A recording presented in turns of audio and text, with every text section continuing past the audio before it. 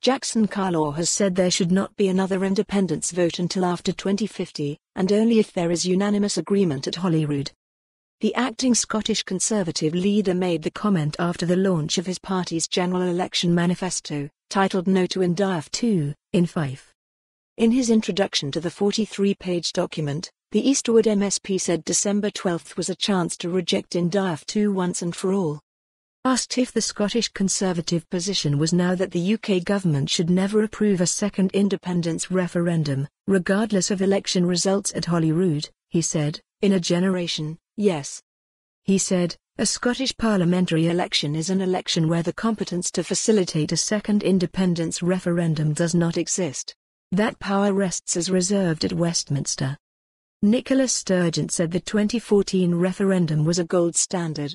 "Well, just remember that gold standard was underpinned by the support of every party in the Scottish Parliament who supported that request for a Section 30 order to empower Holyrood to hold the vote. It was not a partisan, divisive call for a second referendum. Conservatives, Labour, Liberal Democrats as well as the SNP and the Greens supported that call for a second referendum.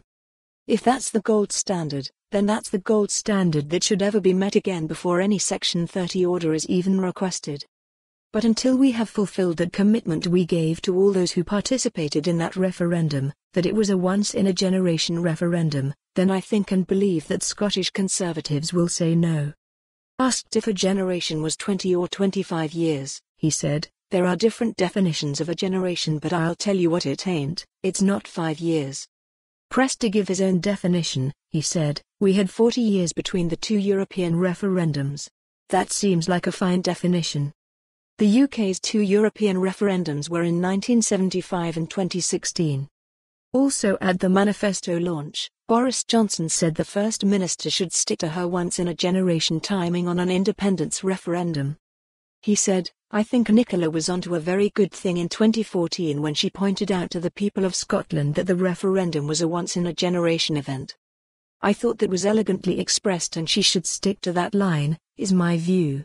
For more on this story, visit the news article link.